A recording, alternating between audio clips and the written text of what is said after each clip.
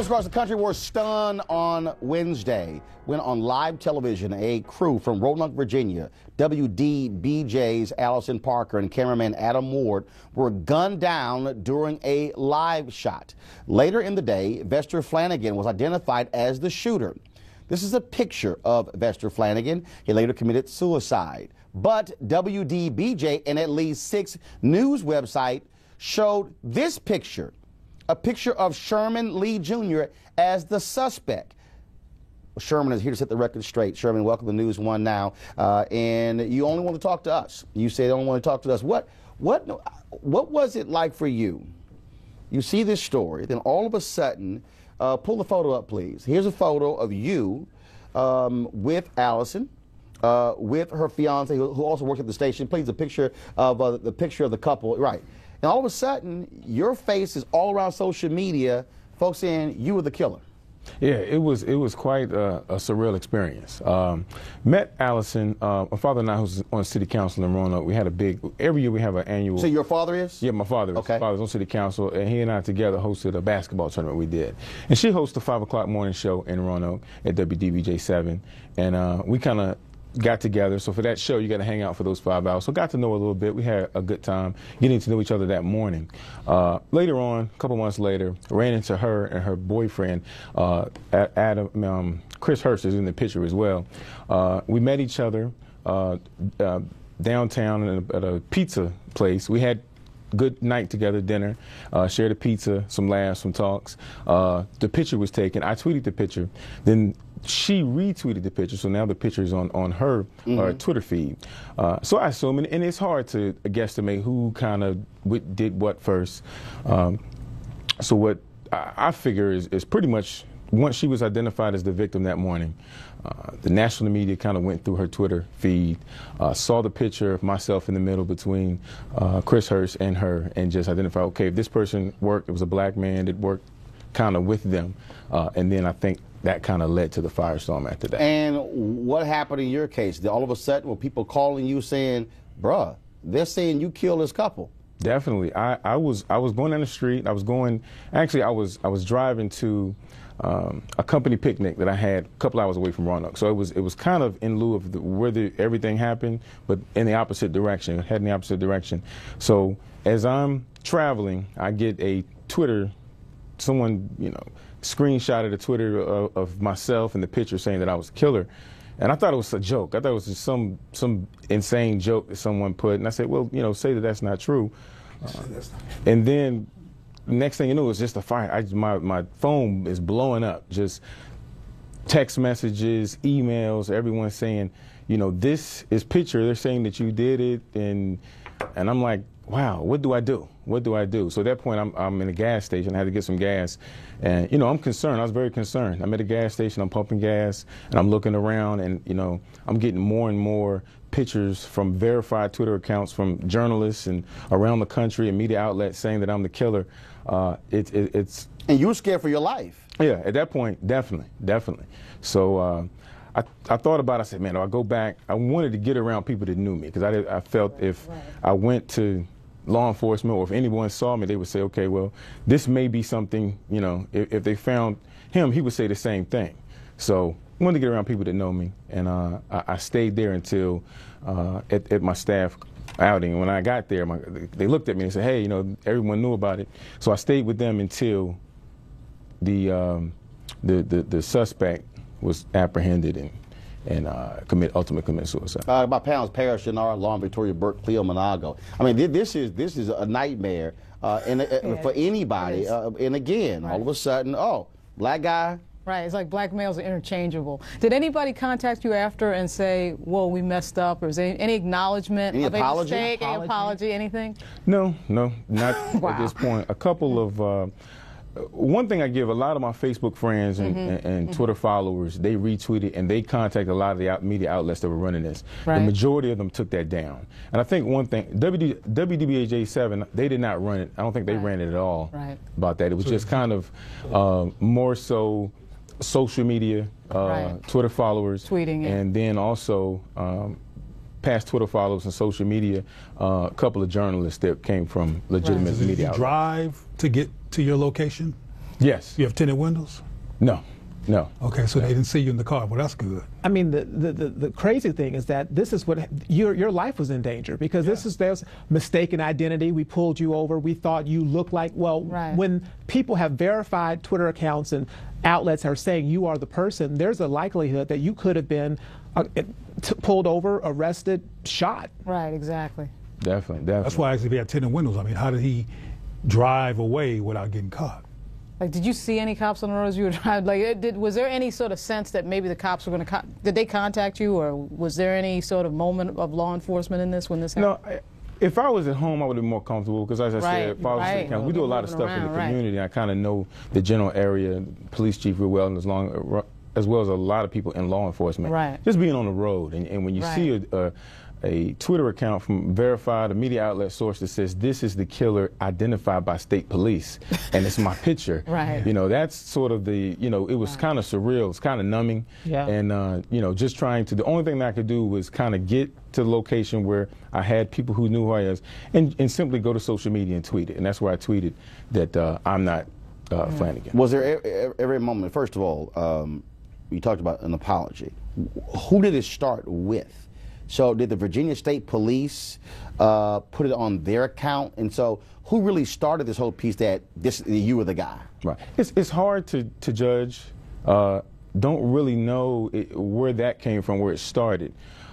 But just that was sort of the narrative into the tweets that were going out. Now, not saying that it was ever, you know, verified by the state police or any television station per se ran the picture, but of course, verified Twitter accounts from media personalities, journalists, even a weatherman from a station in Connecticut ran it on their account saying that this is the picture. Got to ask you this here. Why did you only want to talk to us?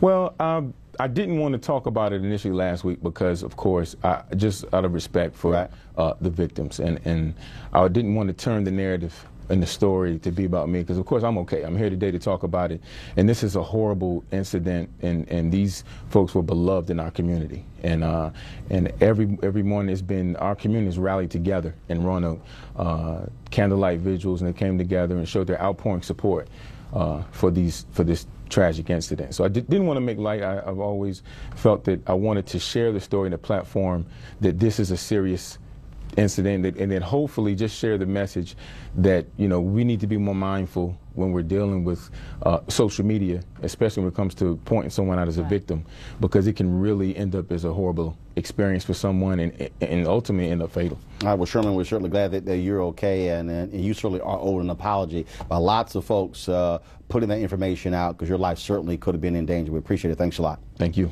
Folks, we come back. The cop who killed Jonathan Ferrell, an unarmed black man, walks away free after the Attorney General decides they're not going to retry him. And we'll talk about that next with the family attorney of the Ferrell family. There will be no trial, no retrial for Officer Randall Carrick. He is the man, of course, who shot and killed Jonathan Ferrell just 2 years ago after Ferrell was in an accident and he was looking for help from the police officers. The jury deadlocked 8-4. And after the jurors were polled, the Attorney General said there was likelihood that they were not going to convict him. So as a result, Attorney General Roy Cooper announced they have dropped voluntary manslaughter charges against Randall Carrick, because they felt that there would not be a change in the verdict. Joining us right now is Chris Chestnut. He is the family attorney for Jonathan Ferrell. He joins us via Skype. Chris, I certainly imagine the family is shocked and stunned that Officer Carrick, who shot and killed Jonathan Ferrell, was not convicted, and now there's not going to be a retrial. Do they agree with the sentiment of the Attorney General? Absolutely not. You know, and I think this is, Roland, and thank you for covering this, brother, but this is a travesty. It's a gross disappointment. And really, it underscores the issues that we're having in America with the value of black life. That's right. The state attorney is paid by taxpayers. He's not paid just to win cases. He's paid to try cases to verdict. This case was a mistrial. And so they need to try the case again, whether there's a guilty or not guilty. the public deserves, this family deserves a verdict. And see, that's why I don't understand, Chris, because here's the reality. I mean, I understand polling these jurors who gave their thoughts, but the reality is, if you retry Kerrick, there could be another jury that looks at the evidence in a totally different way. Absolutely. And that's why they have retrials. I mean, this is common, especially in criminal law, that if you get a mistrial, you retry it. It just happened with the CEO of DeKalb County in Georgia. The prosecutor tried the case. There was a hung jury. There was a mistrial. He tried it again, and ultimately there was a conviction. So whether it's guilty or not guilty, the public deserves a verdict. So first of all, that's a coward act to say that he's not going to try the case again. It's not like there are limited resources for them not to try the case. And frankly, they did a horrible job trying the case in the first place. I mean, there was a lot of evidence that was left out that was very incriminating for Officer Kerrick. And frankly, the defense counsel was straight up lying on Mr. Farrell. I mean, they made him seem like a thug when he's an all-American kid. And so this is just a gross disappointment. It's scary that the justice system can be so manipulated. Especially when it comes to denigrate, frankly, or devalue black lives, especially those of black men. I want to go to our panel, Paris Jannard, Lauren Victoria Burke, Cleo Monagle. I remember when this happened, and the police chief of Charlotte, African-American, he immediately said this was not justified and charges were necessary. Kerrick was arrested. Then they went into, then all of a sudden, the Charlotte Mecklenburg County DA could not get a grand jury to indict Kerrick. Then he recused himself. Then the state attorney general picked the case up, and that's how they got the indictment. But this speaks to, I think, the point that Chris makes is a valuable one. This speaks to this issue for African Americans. You can't just be satisfied that a cop gets arrested. You can't just be satisfied that a cop gets indicted. You still have to have the trial. So now in this case, and there's no shock to me that a jury would give the benefit of the doubt to the cop, but to not say we're going to try it again, that to me is giving up. Well, clearly. I think it's given up, Roland, and it sends a bad message to the community and to young people, millennials, that says, you know, even if they were on the fence about this whole Black Lives Matter movement, it's things like this make it seem as if the lives don't matter and that justice is really not blind, that justice is not really going to be served if you get yourself in a situation where you are 100% innocent, right, have done absolutely nothing wrong, right, and you were actually the victim. 3 cops came on the scene. Only Kerrick pulled his gun out. The other 2 pulled their tasers out. Right. Yet he walks. Yeah, Lauren, Cleo? It proves the point of Black Lives Matter. You know, when you have people like Rand Paul trying to give Black Lives Matter branding advice and saying it should be all lives matter, and you see a case like this where somebody who's innocent is shot by a police officer, it proves the point that if you have a police uniform on, you can get away with murder effectively. We've seen this time after time. We saw it with Eric Garner. We've seen it to Tamir Rice, and it just proves their underlying point extremely well. What's clear also is the cop was not on trial. The humanity and value of Farrell was on trial, and he was found guilty of not having any value. But my question to the attorney is the Farrell family going to pursue civil charges and go beyond this situation and see what they can do regarding getting some kind of retribution for this? And also, is this the only outcome that this could have? I mean, could you go to another court? So we're exploring now the possibilities of perhaps, petitioning the federal government. Perhaps they would, consider getting involved. We're kind of limited because this was the attorney general. The chief who arrested Officer Kerrick has retired. So it kind of says a lot about Charlotte. You know, I keep hearing that Charlotte is the next place for black folks. If I were you, I wouldn't move there. I can tell you that. But Chris, I got to ask you this here. I know after the verdict, there were protests there. Are activists there putting pressure on the attorney general to say, no, you should reconsider? Because here's the deal. Even though, now let me know, understand this legally, even though he has announced they're not going to pursue charges, is there some kind of legal maneuver? Can he say, you know what, I've reconsidered? He could. I don't know that he would. I think it would take a lot of political pressure to do that. And I think we need activists. I mean, there were local activists, but we need folks from other parts of the country to come in and protest. So even though the Attorney General has announced that he is not going to retry Kerrick, he could actually retry Kerrick, even though he's made that announcement. So it's not like his announcement somehow sets everything aside, correct? Yeah, there's no double jeopardy that attaches because there was a mistrial. So he can fully, all he's got to do is say we're trying it and then set it back on the docket. The judge will give him a trial date and he tries it again. And frankly, the odds are better of him getting a conviction the second time because he can see the mistakes he made from the first time.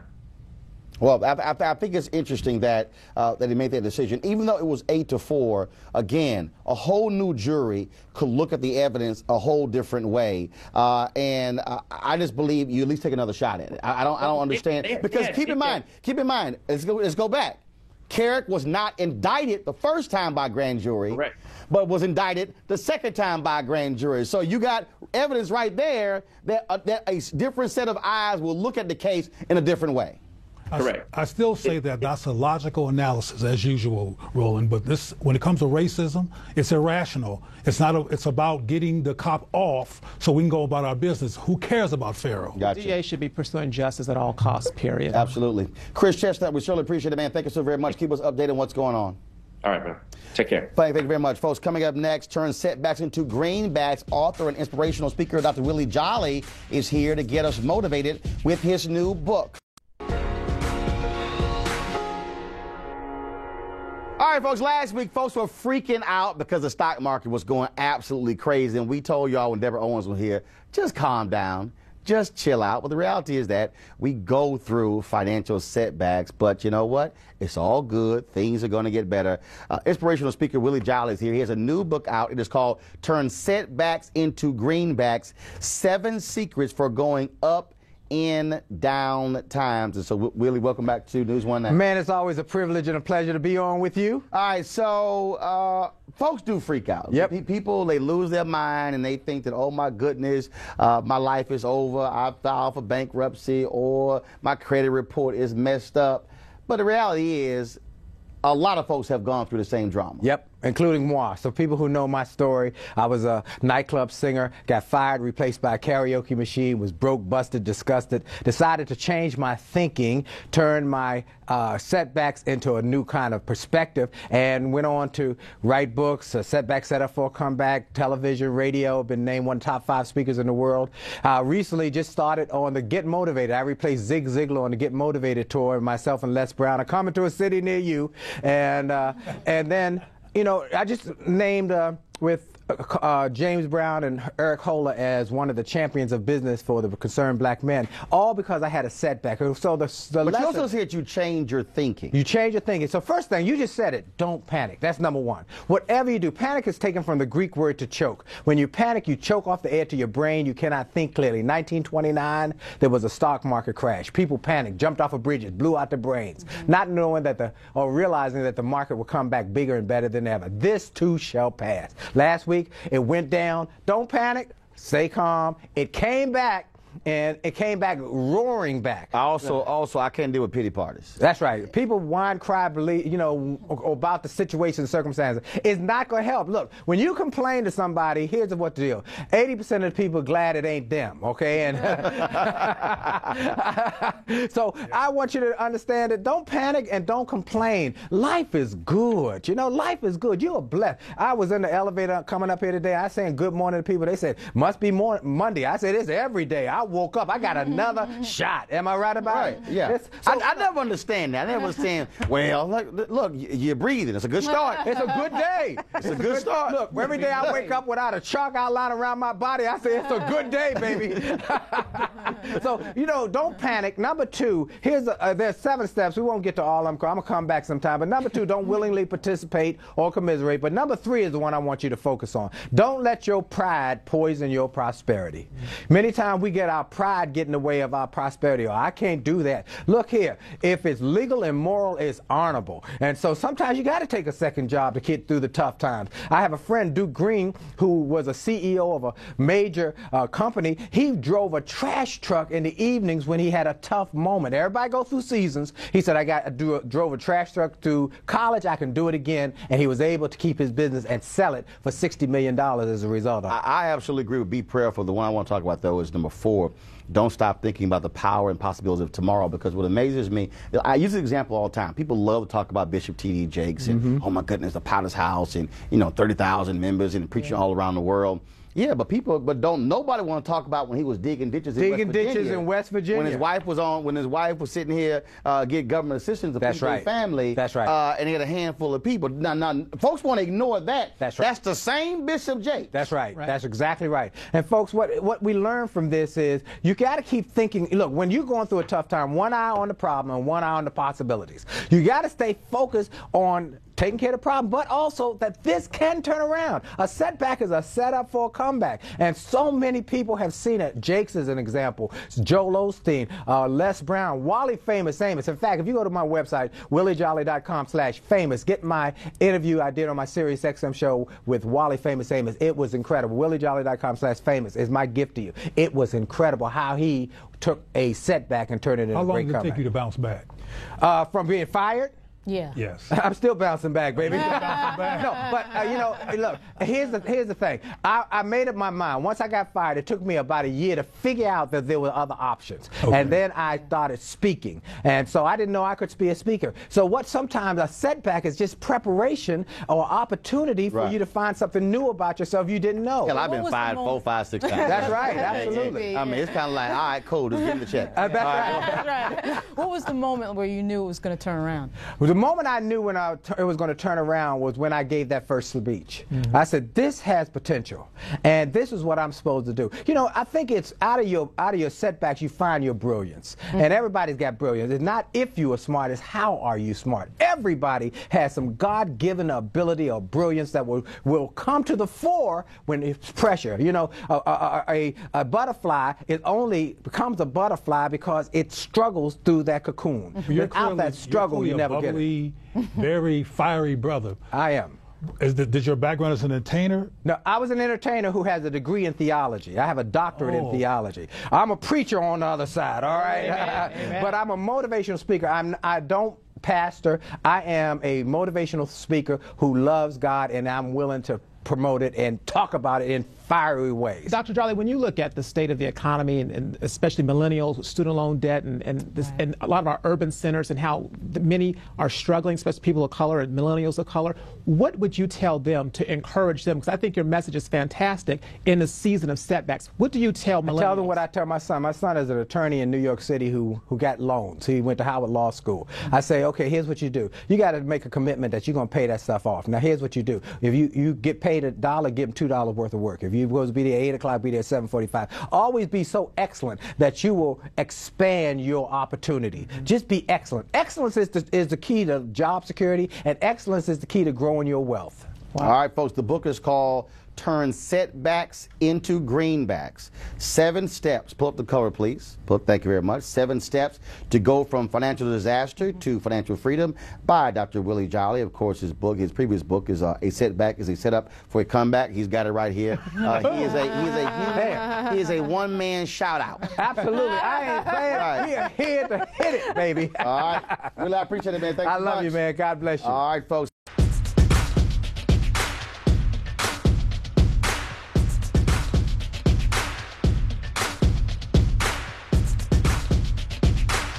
All right, folks, that was a shout out of our control room there. Hey, Henry, give me a shout out, Bridget. Go back to Bridget. Bridget is our associate producer. Hey, Bridget. I told you, Bridget, I was gonna put you on television. My nickname for Bridget is Bun Bun. Bun Bun. It's Bun Bun. Hey, Bridget, wave to everybody on TV, Bridget. All right, then. It's birthday shout out. Arizona Cardinals wide receiver Larry Fitzgerald. He turns 32 years old. Rapper Joe Budden turns 35. Chris Tucker turns 44 years old. And also, Shelly, go to my phone here. I gotta show y'all this here. This is a wedding photo of Colin Powell and his wife Alma this weekend. Wow. They celebrated their 50th wedding anniversary. So shout out to Colin and Alma Powell. On this day in history in 1836, Henry Blair patents the cotton planter. Really? The cotton planter. Henry Blair. Well, you know, I guess hell, we gonna pick it. We might as well figure out what the world you need to do to be able to plant that cotton a little bit easier. Also, I want to pull this photo here, folks. Give me 1 second. Some history was made this weekend. And that is this young man, Harold Varner. This is a photo of him right here. This weekend, Harold Varner became the first African-American to ever qualify for the PGA Tour via the Web.com Tour. And so next year, there will be a brother playing on the PGA Tour other than Tiger. This brother here from North Carolina, Harold Varner III. So congratulations to Harold Varner on making the PGA Tour. All right, folks. There's a new musical out. It's called Amazing Grace. Here's some video from it. Let's pull the audio up. Take a listen to it. No audio here? Okay, gotcha. All right, folks. But anyway, here, the musical called Amazing Grace is a play about the origins of one of the world's most popular hymns. The song was written by John Newton, a white man who also was a slave owner, who at one time was held as a slave by the African princess Pi. Yeah, really. Harriet Foy plays the princess in the Amazing Grace musical and joins us down via Skype. Harriet, how you doing? I'm good. Thank you for having me. Okay, so I'm trying to figure out, so this African princess held this white man as a slave? Yes, he was actually given to her as a gift by Clow, who was her husband at the time. There were great alliances between the African women and the Europeans. And he was given as a gift, and she enslaved him for about a year. She actually had her other slaves abuse him. She had him chained. He would work in the lime fields. So this treatment of him stayed with him for the rest of his life. Okay, hold up. So where did this happen? In Sierra Leone. Okay, so in Sierra Leone, this white guy was given as a slave to this African princess. Yes, and she was actually an African duchess and was very rich and loved all things French. He was actually on the ship, and he was so bad on the ship that the sailors wanted to get rid of him, so they gave him to Clow. He worked with Clow for a bit, and then they fell out, and so Clow got mad and took him back to Sierra Leone to her, and there he was enslaved. Wow, Cleo Manago is smiling in a huge way. Cleo, I mean, because, you know, this is warming your heart right now, Cleo. I just wonder, did Walt Disney write this story? No. Christopher Smith and Arthur Jerome. Okay. So what led Newton to write Amazing Grace? When he got away from this black woman, what happened? No. Okay, so he gets rescued. He goes back. He's on a ship, and what happens is there's a great storm. And remember, he was an atheist for a large part of his life. So there's a great storm, and he asks for forgiveness from God, for mercy, because they're going to die. And somehow everything turns around because of this asking of forgiveness. And later on in his life, he becomes an abolitionist and turns around and realizes that slavery is wrong, and then he writes Amazing Grace. And of course, so go ahead and cue that up, folks. Go ahead and play it. Keep that running underneath us as we're talking. So I got to ask you, you know, what is it like for you playing this role, which is really different from what a lot of us even know about this song or this story, that an African princess was a slave and a white dude? Well, I was surprised as well when we first started doing our research. I had never heard of such. So for me, it's a challenge. I don't often I play more sweet roles because I'm very sweet. This is my first. Oh, listen to her. See, he hating. Why you hating on me? Okay, you're sweet. She's very challenging, powerful. She's a businesswoman. I approach her. I don't judge her. I just am there to tell her truth because she's a real person, and I think I owe that to her and her story. Harriet, has there been an increase in sales or enthusiasm since President Obama sung Amazing Grace? And there's been a lot of talk about grace in Charleston and things like that nature. Have you all seen more attention to the production? Yes, of course. We've had audiences. We speak to them after every show and sign their playbills. And we've had one woman who's been there, like she says, I've been here 2 times in 3 weeks. Wow. She said, this piece is so powerful, it's gripping, it draws people in. It's like they can't explain what it is. I'll tell you this, at the end of the show, when we sing Amazing Grace proper in the show, sometimes people leap to their feet. It's almost like a fire. And I've never, as an actor, I've never seen anything like that, where an artist literally stands up and starts clapping before we even finish the show. So there's something there, I think, that everyone's looking for now. And we offer comfort, we offer hope, we offer that a second chance is possible if you can forgive and ask for forgiveness, because that's the ultimate grace. All right, Cleo, you want to say something? Go ahead. I just want to say that I think it's important, since we're talking about people enslaving white folks, that this took place in Sierra Leone, yes, which was already colonized by the time this occurred. So this was an activity that was introduced to the Africans by the French. Not that this was an African phenomenon. Well, no, because you had tribal wars and all that. That was going on before the Europeans even got there. And you had women in high positions who were already running. Like you had Queen Nzinga from back in the 1600s, right, was already dealing and negotiating with the Portuguese. That's so right. This was already going on. Servitude was going on, not slavery. Well, yes. Servitude, which is different from slavery. Okay, yes. Getting a history. I told you. I told Cleo Super Black. All right, Harriet, we certainly appreciate it. Thank you so very much again. It's Amazing Grace playing on Broadway. Appreciate it. Thanks a lot. Thanks so much. All right, then. Go ahead. We come back. Go ahead. Y'all know Cleo Super Black. I'm super informed. I'm super informed. You're super informed? Super black. He is super black. Back on News One now, just a moment.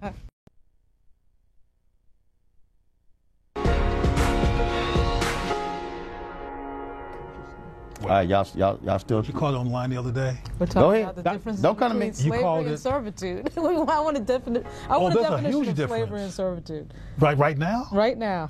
Let's do it. Well, servitude is, for example, as you might know, in Africa they don't have big prison complex like we have here. Historically, when somebody did something wrong, they went into servitude. Okay. And if they murdered somebody, they went into servitude forever. And if they died before the servitude was over, a family member had to take on the servitude until it was complete. And they went home. They could go home after the gig. So the servitude was passed down. That sounds a lot like slavery. Well, see, you asked me that question so you could ambush me. Pretty much, yeah, absolutely. But it's not the same thing. They weren't hanging folks. They weren't cutting. They weren't cutting babies out of the women's stomachs, and people were able to go home. So you're saying Newton had it easier over there because he wasn't. Oh, he was white, so I'm sure she wasn't hanging him. So what's the rationale? And beating him. I told you Cleo was super black. The conversation was going on during the break, so I just went ahead and let them go ahead and finish having the conversation since we back on the air. But go on, I appreciate that. So, all right, let me go. I need to read this here. You were on the air? Yeah, we were on the air the whole time. Yeah. I told you he's super black. All right, folks, we lost an NBA great on Friday. Before there was Kevin Garnett, Kobe Bryant, and LeBron James. There was Daryl Dawkins. In 1975, Dawkins became the first basketball player to enter the NBA straight out of high school. Known to fans as Chocolate Thunder, he wowed crowds with his show-stopping slam dunks. In 1979, he shattered 2 glass basketball backboards in a 3-week period. Daryl Dawkins is the reason you have the breakaway rim in the NBA today. Because of that, he was 58. Also, memorial services for civil rights activist Amelia Boynton Robinson will be held in Selma and Tuskegee September 5th through the 8th. Boynton became active in the voter registration movement in the 1930s. The 1965 Selma to Montgomery, Alabama march was her idea. Earlier this year, she suffered a stroke and had been hospitalized for nearly 2 months before her death. She was 104 years old. And so we certainly, our prayers go out to her family, but also to Daryl Dawkins. Chocolate Thunder, y'all. It's amazing. He was the man. Chocolate. Young guy, too, 58. 58 years old. 58 years, the family said he had a heart attack. So that happened, and he was tweeting out the night before watching Little League baseball game. And so Daryl Dawkins, gone at 58, but certainly was quite an entertaining character. Folks, tomorrow on News One Now, singer Vivian Green drops some new music. She's going to be in the house, plus new requirements for back-to-school vaccines. I got to go. More with super black man Cleo. Holla!